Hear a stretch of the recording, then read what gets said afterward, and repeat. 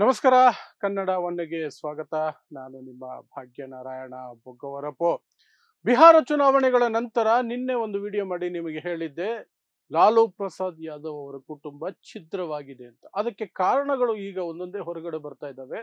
ಅದರ ಕುರಿತು ಒಂದಷ್ಟು ಮಾಹಿತಿಯನ್ನು ಕೊಡ್ತೀನಿ. ಅದರ ಜೊತೆಗೆ ಪ್ರಶಾಂತ್ ಕಿಶೋರ್, ಜನ್ ಸುರಾಜ್ ಪಕ್ಷದ ಪ್ರಶಾಂತ್ ಕಿಶೋರ್, ಯಾವ ಪತ್ರಕರ್ತ, ಅದು ಗೋಧಿ ಪತ್ರಕರ್ತ ಆಗಿರಬಹುದು, ಬೇರೆ ಪತ್ರಕರ್ತರೇ ಆಗಿರಬಹುದು, ಪ್ರಶ್ನೆ ಕೇಳಿದ ತಕ್ಷಣ ಅವರ ಮೇಲೆ ಮುಗಿಬಿದ್ದು ಅವರಿಗೆ ಚಾಲೆಂಜ್ ಮೇಲೆ ಚಾಲೆಂಜ್ ಹಾಕಿ ಬರವಣಿಗೆಯಲ್ಲಿ ಕೊಡ್ತೀನಿ ಅಂತ ಬರೆದು ಕೊಡ್ತಿದ್ದಂಥವ್ರು, ಹೀಗೆ ಆಗುತ್ತೆ ರಿಸಲ್ಟು, ಹೀಗೆ ಆಗುತ್ತೆ ಮುಂದಕ್ಕೆ ಚುನಾವಣೆ ಫಲಿತಾಂಶ, ಏನೇನೋ ಹೇಳದಂಥವ್ರು ಈಗ ದೊಡ್ಡ ಮಟ್ಟದಲ್ಲಿ ಪ್ಲೇಟೇ ಉಲ್ಟಾ ಮಾಡಿದ್ದಾರೆ, ಪಲ್ಟಿ ಹೊಡೆದು ಬಿಟ್ಟಿದ್ದಾರೆ. ಯಾವ ರಾಜಕಾರಣಿಗೂ ಸಹ ನಾನು ಕಡಿಮೆ ಅಲ್ಲ, ನಾನು ಸಹ ರಾಜಕಾರಣಿನೇ, ನಮ್ಮ ಮಾತಿಗೆ ಬೆಲೆನೇ ಇಲ್ಲ ಅನ್ನೋದನ್ನ ಪ್ರಶಾಂತ್ ಕಿಶೋರ್ ಪ್ರೂವ್ ಮಾಡಿದ್ದಾರೆ. ಸೊ ಏನು ಅನ್ನೋದ್ರ ಬಗ್ಗೆ ಮೊದಲಿಗೆ ಮಾತಾಡೋಣ. ಆ ನಂತರ ಲಾಲೂ ಪ್ರಸಾದ್ ಯಾದವ್ ಕುಟುಂಬಕ್ಕೆ ಕಾರಣಗಳು ಏನು ಬರ್ತಿದ್ದಾವೆ ಒಂದೊಂದಾಗಿ ಅದನ್ನು ತಿಳ್ಕೊಳ್ಳೋ ಪ್ರಯತ್ನವನ್ನು ಮಾಡೋಣ. ಸೊ ನಿಮಗೆ ಗೊತ್ತಿದ್ರೆ, ಬಿಹಾರ ಚುನಾವಣೆ ಸಂದರ್ಭದಲ್ಲಿ ಜನ್ ಸುರಾಜ್ ಪಕ್ಷದ ಪ್ರಶಾಂತ್ ಕಿಶೋರ್ ದೊಡ್ಡ ಮಟ್ಟದಲ್ಲಿ ಸುದ್ದಿ ಮಾಡ್ತಿದ್ರು.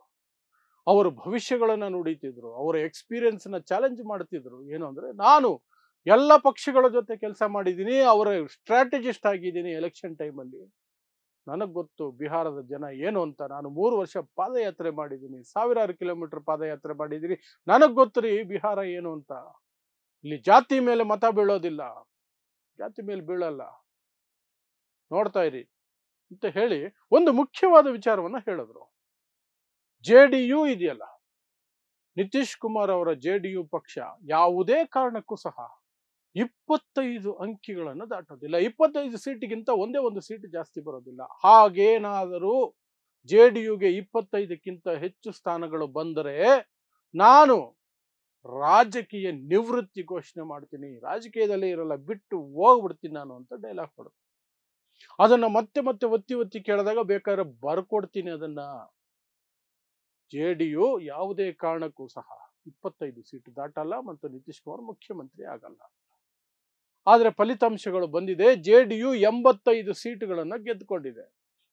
ಈಗ ಪ್ರಶಾಂತ್ ಕಿಶೋರ್ ಸುಮಾರು 2-3 ದಿನಗಳ ನಂತರ ಈಗ ಬಂದು ಕಾಣಿಸ್ಕೊಳ್ತಿದ್ದಾರೆ. ಫಲಿತಾಂಶಗಳು ಬಂದು 2-3 ದಿನ ಕಾಣಿಸ್ಕೊಳ್ಳೇ ಇಲ್ಲ, ಈಗ ಒಂದು ಕಾಣಿಸ್ಕೊಂಡಿದ್ದಾರೆ. ಕಾಣಿಸ್ಕೊಂಡಿದ ತಕ್ಷಣನೇ ಎಲ್ಲರೂ ಮುಗಿ ಬಿದ್ದು ಕೇಳಿದ್ದು, ಪತ್ರಕರ್ತರಿಂದ ಹಿಡಿದು ಎಲ್ಲರೂ, 25 ಸೀಟಿಗಿಂತ ಹೆಚ್ಚು JDUಗೆ ಬಂದ್ರೆ ನಾನು ರಾಜಕೀಯ ನಿವೃತ್ತಿ ಘೋಷಣೆ ಮಾಡ್ತೀನಿ ಅಂತ ಹೇಳಿದ್ರಿ.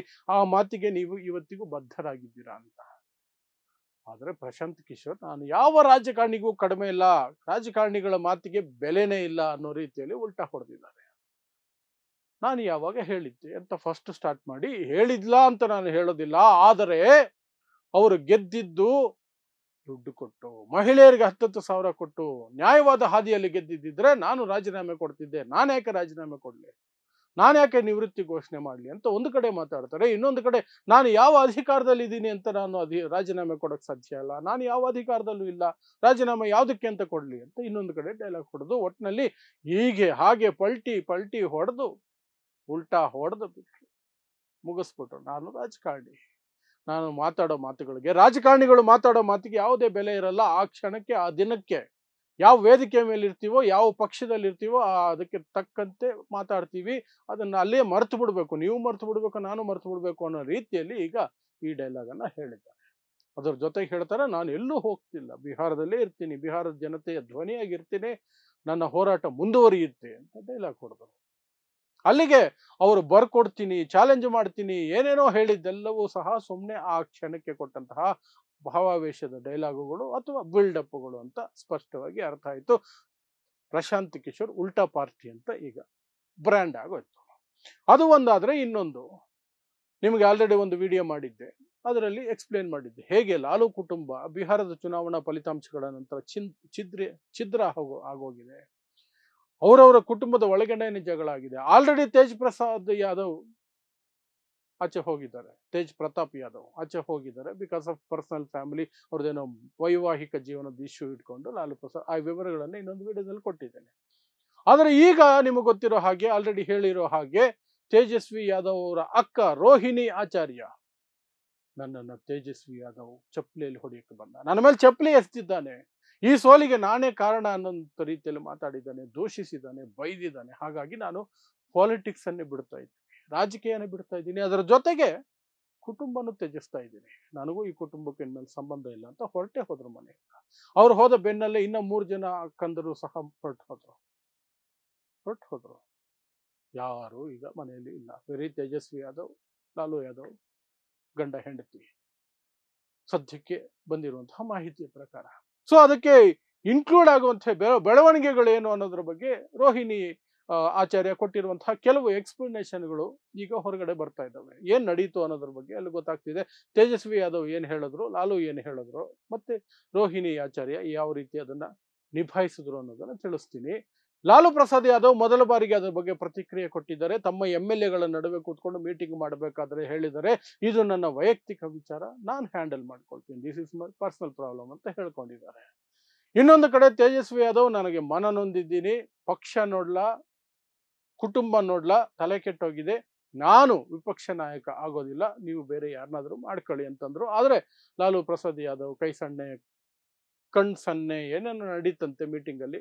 ಅದರ ಆಧಾರದ ಮೇಲೆ ಎಲ್ಲ MLA ಗಳು ಪಟ್ಟು ಹಿಡಿದ್ರಂತೆ, ಇಲ್ಲ ಇಲ್ಲ ಇಲ್ಲ, ನೀವೇ ನಮಗೆ ವಿಪಕ್ಷ ನಾಯಕ, ನೀವೇ ನಮ್ಮ ನಾಯಕ ಸದನದಲ್ಲಿ.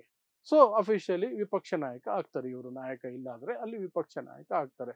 ಆ ರೀತಿಯಾಗಿ ಇದು ಮಾಡಿದ್ದಾರೆ. ಆದ್ರೆ ಅದರ ಜೊತೆಗೆ ತೇಜಸ್ವಿ ಯಾದವ್ ಹೇಳಿದಂತಹ ಮಾತುಗಳಿದೆಯಲ್ಲ, ಕುಟುಂಬ ನೋಡ್ಲಾ, ಪಾರ್ಟಿ ನೋಡ್ಲಾ, ನನಗೆ ತಲೆ ಕೆಟ್ಟೋಗಿದೆ ಅನ್ನುವಂಥದ್ದು. ಅದರ ಜೊತೆಗೆ ಇನ್ನೊಂದು ವಿಚಾರ ಹೇಳೋದು, ರೋಹಿಣಿ ಆಚಾರ್ಯ ಕೆಲವರಿಗೆ ಟಿಕೆಟ್ ಕೊಡಬೇಡ ಅಂತ ಪಟ್ಟು ಹಿಡಿದಿದ್ರು, ಕೆಲವು ಹೆಸರುಗಳನ್ನ ವಿರೋಧಿಸಿದ್ರು ಅವರು.